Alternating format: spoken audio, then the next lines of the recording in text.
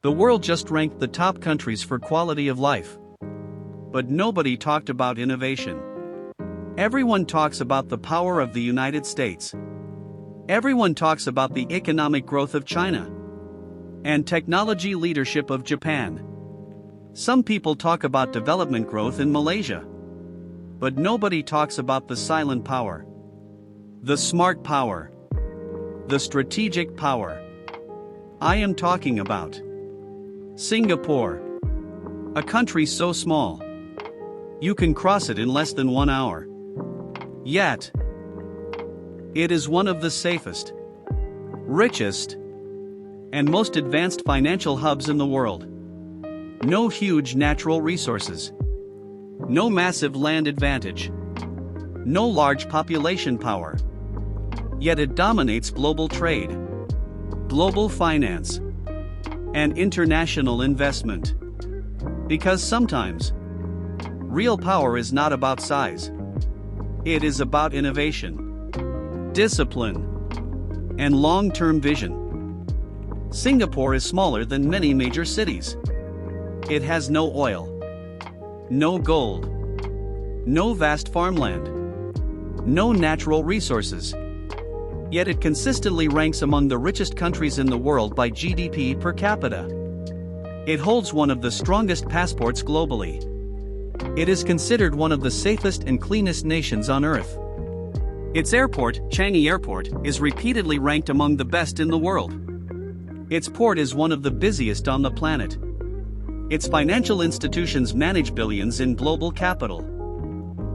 And yet, nobody talks about it. Why? Why does the world obsess over loud powers while ignoring silent success? Why do media narratives focus on instability, but rarely highlight disciplined governance? Why is Singapore's model rarely discussed in mainstream debates? Is it because Singapore doesn't seek attention? Or because its system challenges the traditional definition of democracy and freedom? Or perhaps because it proves that size does not determine influence? In today's video, we will uncover the real reasons behind Singapore's quiet dominance economically, politically, strategically, and socially.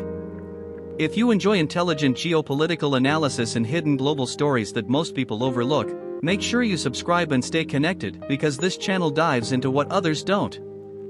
The silent economic powerhouse. When people think of economic giants, they imagine large nations with massive populations and huge domestic markets. But Singapore defies that logic.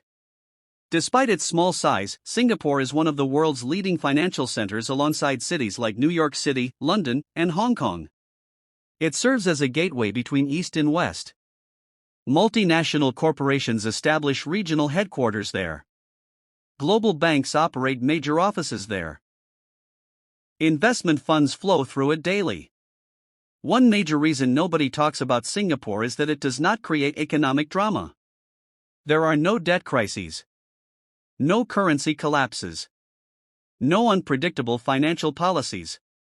The government maintains strict fiscal discipline and long-term planning. Singapore's sovereign wealth funds, including Temasek Holdings and GIC, invest globally in technology, infrastructure, energy, and finance. Quietly, Singapore owns significant stakes in international companies around the world. But because it operates strategically rather than emotionally, it doesn't dominate headlines. Geography, the strategic advantage. Singapore's location is not accidental to its success. It sits near the Strait of Malacca, one of the most important shipping routes in the world. A significant portion of global trade passes through this region. Instead of using military aggression, Singapore used geography as leverage. It developed one of the world's busiest ports. It built infrastructure designed for efficiency. It invested in maritime security and logistics. While larger countries focus on territorial disputes, Singapore focuses on trade flow. This strategic neutrality allows it to maintain strong relations with both the United States and China without fully aligning against either. In a world divided by geopolitical tension, Singapore acts as a balanced partner. And balance rarely makes dramatic news. Leadership and governance model. Another reason why people avoid talking about Singapore is its governance style. For decades, Singapore was shaped by the leadership of Lee Kuan Yew. His policies emphasized discipline, anti-corruption, meritocracy, and strict law enforcement. Singapore ranks among the least corrupt countries in the world. Government officials are paid competitive salaries to reduce incentives for corruption. Public systems function efficiently. However, Singapore's strict laws, including heavy fines for vandalism and strict social regulations, sometimes attract criticism from Western liberal democracies. This creates a narrative tension. Singapore delivers results, but through a model that does not fully align with Western political frameworks. And that makes it less comfortable to discuss openly. The culture of discipline. Singapore is often described as fine city not just because it is beautiful, but because fines are common for breaking rules. Chewing gum bans, strict cleanliness laws, and harsh penalties for certain crimes are part of its identity. Critics call it restrictive. Supporters call it effective. The result?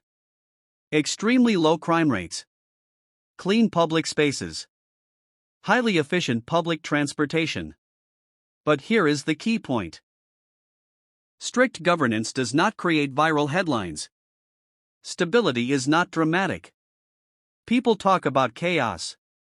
They rarely talk about order, education, and human capital. Without natural resources, Singapore invested heavily in education.